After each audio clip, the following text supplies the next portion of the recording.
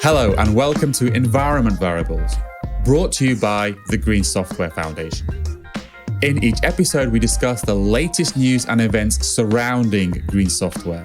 On our show, you can expect candid conversations with top experts in their field who have a passion for how to reduce the greenhouse gas emissions of software.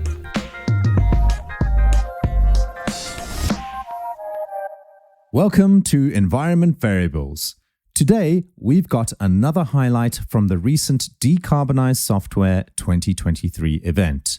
We'll be showcasing the Fireside chat on responsible AI from Jesse McCrosky, Head of Sustainability and Social Change and Principal Data Scientist at ThoughtWorks, and Tammy McClellan, Senior Cloud Solution Architect at Microsoft and Co-Chair of the Community Working Group and Oversight Committee at the Green Software Foundation.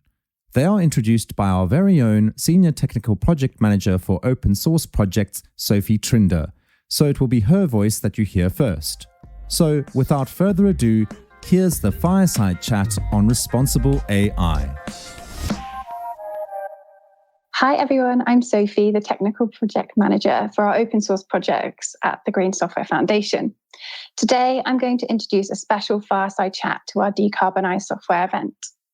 We're continuing the conversation that began on the 5th of October at our panel on responsible AI.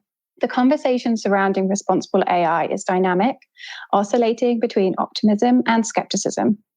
On one side, practitioners believe that AI has the potential to drive sustainable development goals from responsible consumption to waste management and energy conservation. The promise lies in our improvements in measuring software's environmental impacts and innovation across energy-efficient algorithms, hardware optimizations, and the growing use of renewable energy sources. On the other side, the rapid expansion of AI, particularly large learning language models, and the insatiable demand for this technology are raising concerns. If left unchecked, the energy consumption and resource utilization associated with AI make many feel like we're endangering a future where software causes zero harmful environmental impacts. To help us explore the path forward, I'm thrilled to introduce Tammy McClellan, Senior Cloud Solution Architect at Microsoft, and Jesse McCrosky, Head of Responsible Tech and Principal Data Scientist at ThoughtWorks. Thanks both. Take it away. Thanks, Sophie. And a hello to all you sustainability addicts. Jesse, hello. Let's start the question with, how do you see the relationship between responsible AI and sustainability? Hey, Tammy, great question and nice to see you all. So at ThoughtWorks, we use a framework that I like, which we refer to as the greening of tech and greening by tech. And I think this is the best lens through which to view that question. Greening of tech refers to the fact that these systems, and especially generative AI, as we're talking about now, have serious energy consumption. They have serious sustainability issues that need to be tackled. The other side is the greening by tech and recognizes the potential that this technology has to actually improve sustainability of other processes, either within or outside of the tech world. And I think what ties these two questions together is issues of transparency and information, and ensuring that people have the information they need to make the right decisions for our environment. I like that, greening of tech and greening for tech. It's my new mantra now. So how can we use this to make more sustainable solutions? So it's a big question. To begin with, I think that I referred to transparency. And when we talk about transparency, a lot of people think that means you share your source code or you share your model weights and then you're transparent, or it means you have to explain the decisions the AI is making, and that's transparency. Transparency is more than that. There's a report I did with the Mozilla Foundation on AI transparency, and we talk about meaningful AI transparency that needs to be legible, auditable, and actionable. And this means that we have to consider the specific stakeholders that the information is being provided to. What are their needs? What are they going to do with this information? So it comes down to the old adage that you can't manage what you can't measure. So, for example, in order to support meaningful policy, meaningful regulation, we need to have information about the sustainability characteristics of these systems. So talk to us a little bit about some possible solutions in this area. Yeah, absolutely. So when we're looking at solutions, especially using the kind of transparency lens, we can think about who is the transparency being provided to. So for example, we can talk about consumers. And right now, consumers are very excited about ChatGPT or whatever else, Stable Diffusion, DALL and everything like that. It's a lot of fun to play with. And they do not have meaningful information about the carbon implications of that play. So someone was suggesting to me that ChatGPT should have a real-time counter across the top somewhere that's telling you how much carbon have you emitted so far in your session, how many gallons of water have been consumed, whatever else. And it's not a matter of just shaming people, but it's helping people make the right choices, because there might be applications for which ChatGPT is really worthwhile to use, but there's other times that somebody's just idly playing or something like that. And if they realize the implications of doing, they might make other choices. This becomes more interesting when we talk about communication between, for example, model developers and model deployers. So, for example, if somebody is using the OpenAI APIs in their product, they need to be able to have information about what the implications are of those API calls so they can make good choices in how they build their software. So awareness is key. Absolutely. So, Jesse, what is the potential for Gen AI to support greater sustainability?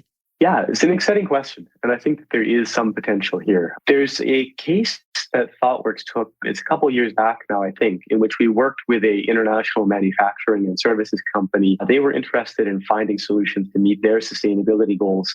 And they just weren't sure which way to go. They weren't sure, should we start sourcing our energy from a different place, or using different sorts of transportation, or using different industrial processes, or offering different products. And so what we did for them was built a mathematical model of their operations and their supply chains. And once we had that mathematical model, we were able to build a sort of scenario modeling dashboard where we could show them, like, hey, if you switch to delivery trucks that are using electricity instead of gas, this is what happens to your emissions. This is what happens to your bottom line. This is what happens to your customers. And likewise, depending on considering different product mixes, considering different sourcing, whatever else. So the mathematical model here was not rocket science, to be honest. It was fairly simple stuff. The hard part of this engagement was really understanding the business at the level that we needed to in order to build that model. There were many hours of interviews and poring over notes and internal documents and everything else, as well as actually some basic desk research to determine the necessary carbon emissions factors, that sort of thing. I'm excited by the potential of generative AI to make this sort of process more accessible and more scalable. And I think that we've seen evidence so far that these models do a very good job of looking at these sorts of documents, looking at recordings of interviews, and it may be possible that you can create this model semi-automatically with far, far less of the kind of very heavyweight and expensive sorts of interventions. As well, it was challenging to understand exchangeability. And so, for example, if the company is buying cotton in one particular country, they might be obvious to us that they can instead buy the same cotton from some other country, and that's one possible change that could be made. But it's not so simple for the model to figure that sort of thing out automatically. Whereas Gen AI, I think when we connect to these sorts of emissions factors databases, has the potential to make this process much easier. That's awesome. Let's move a little bit and talk about risks. How do you think businesses can manage the risks of AI? Yeah, it's a big question. I think everybody's talking about this. And I think what I would say is it's critical to understand that risks must be mitigated, not removed. I think a lot of people are talking, for example, about bias and discrimination, and they say, okay, we're going to produce a model that's perfectly fair and perfectly unbiased, or we're going to eliminate this bias from our model or whatever else. And this is just not the way things work. We live in the real world, and these systems are based on data from the real world, and the real world is unjust. And so we need to be able to be ready to tackle that. So one example that I like is OpenAI with their DALL image generation system. For a while, maybe some months ago, I think, if you asked it for pictures of lawyers, it was going to give you 8 pictures of white men, basically. And OpenAI recognized that there was a problem here, as did the community, of course. So eventually, OpenAI had a short blog post where they talked about how they were going to fix this. And it was apparently fixed. So when people tried to get pictures, they would see pictures of lawyers, and some of them would be women, and some of them would be of different ethnicities and everything else. So people were curious how this had been fixed. And it turned out that all that OpenAI was doing was just randomly appending words like women or black or Asian or whatever else to these prompts. And people were not super impressed with this solution, but I think it's an important illustrative example because it's a mitigation. There was a problem with the model. There was a problem with the data. This is not a problem that can be solved fundamentally. It needed to be mitigated. And they found a way. They said, here's the harm that's going to come from the system. It's going to not be producing adequate representation. And we found a way that we can show more representation. So this is the sort of mitigation that companies need to take. So when there's issues, and this is where transparency comes in around the carbon impacts as well, so that they can be mitigated. So that if I'm an engineer sitting in front of my laptop writing some software, I need to have awareness that if I call this Gen AI call or whatever else, I have to understand this is going to spike the carbon emissions of my product, and I need to find another solution. Gotcha. Yeah, that makes sense. Tell me, so are you optimistic or pessimistic about Gen AI at this point? I think I'm mixed. I think that ultimately solving the climate crisis means simultaneously solving a social crisis. And I think it's very hard to solve climate change without also solving issues of social justice globally. And I think that Gen AI is a tool that might enable some of these conversations to be tackled in a more interesting way. So I think as long as we're mindful and honest and clear-eyed about how we apply this technology, there can be some optimism there. We need to ensure that we have adequate transparency so that people understand the carbon implications of the choices they're making when they're using these systems. But given that, there is potential to do better. Gotcha. So I know when you and I chatted before, you said that you had a fun story of AI. Did you want to tell us what that is? So actually, I think there's a misunderstanding. The fun story was an expanded version of what I was talking about before. But Gotcha. if we have a moment, I think one thing I want to add when we come back to the idea of how transparency can help Gen AI be used more responsibly. So a lot of people are familiar with the concepts of DevOps or MLOps or CD4ML, these sorts of processes. And I think this is a really critical place for transparency around carbon emissions to be integrated. I think the point I would make is that right now, a software developer that's working in kind of a modern setup has the ability, as they're writing code, to see immediately if the code that they're changing is causing some test to fail or is causing some performance degradation or is introducing some bug or whatever else. And I think we need to have the same process for carbon so that if an engineer is making a choice, and for any devs out there, maybe you have a case where you need to use a regular expression, but it seems like too much work to figure it out. Hey, I can just call a Gen AI model and it'll do it for me as well. It'll work just fine. And you might make that choice because it saves you a couple minutes or whatever. But if you then see that all of a sudden your dashboard turns red and says, okay, your carbon has just increased like 100% or whatever, you're going to come back and you're going to revisit that decision. And also your team is going to see the trail of what's happening because of what you've done. And so it creates this sort of accountability in the development process. All right. So I'm curious, what are the top 3 recommendations you would give to people who are interested in reducing carbon emissions of AI? Good questions. And yeah, I think that's something I didn't really touch on so far, but there are a lot of choices that can be made when applying AI. So we don't need to use the biggest general purpose models for everything. I think that there are cases where a general purpose model is really needed, but I think that in most cases, no. And so we can talk about using much simpler application-specific models. We can talk about using a smaller model but fine-tuning it for the particular task. There's processes like quantization and distillation that can make models much more carbon efficient and nearly as effective. So investigating these options. And again, I think this kind of hinges on the MLOps setup where you need to be ready to evaluate performance. You need to be able to say, how small can I make this model and still actually meet the requirements in my product? Beyond that, I think it's a matter of providing transparency to the end user. So if you're producing something, if users understand the choices that they're making when they're using that product, there's a lot of different ways this can play out. And this can mean some Gen AI chatbot or something like that.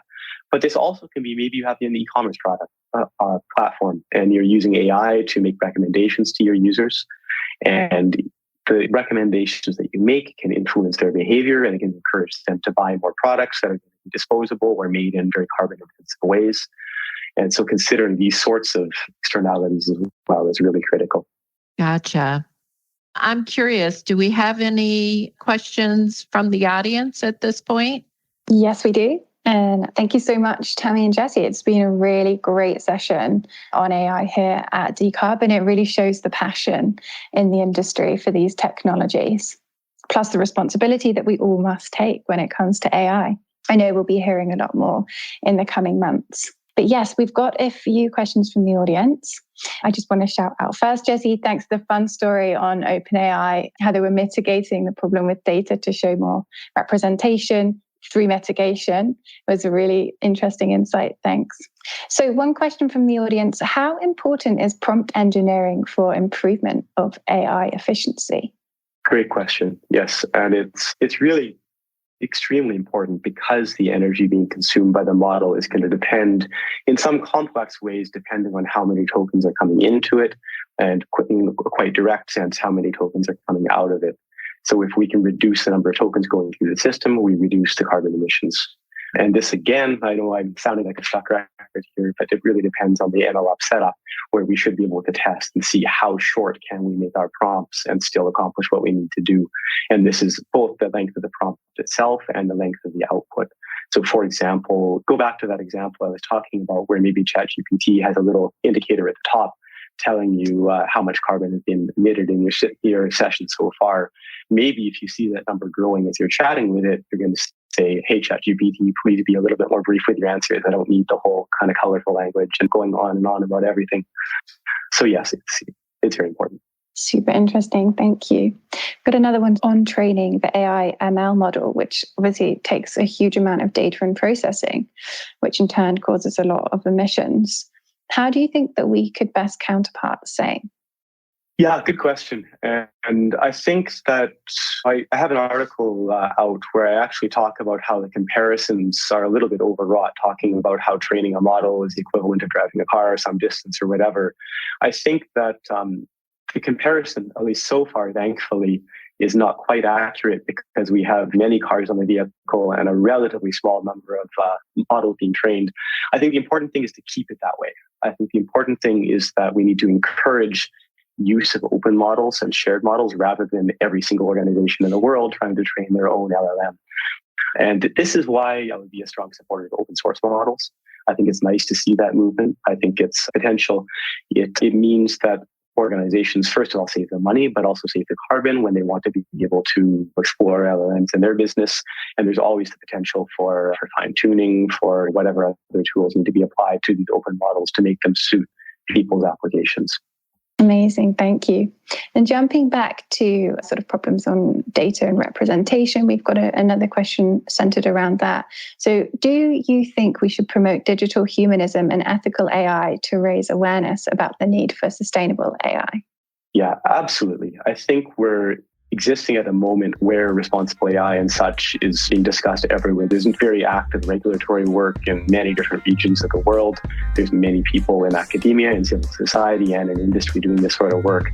And I think that AI should come along for the ride, so to speak, and it should be an important part of how we think about the risks and the potentials of these models. So yes. Amazing. Thanks very much. So that's all for this episode of Environment Variables. If you liked what you heard, you can actually check out the video version of this on our YouTube channel. Links to that, as well as everything that we mentioned, can be found in the show notes below. While you're down there, feel free to click follow so you don't miss out on the very latest in the world of sustainable software here on Environment Variables. Bye for now. Hey everyone, thanks for listening. Just a reminder to follow Environment Variables on Apple Podcasts, Spotify, Google Podcasts, or wherever you get your podcasts. And please do leave a rating and review if you like what we're doing. It helps other people discover the show, and of course, we want more listeners. To find out more about the Green Software Foundation, please visit greensoftware.foundation. Thanks again, and see you in the next episode.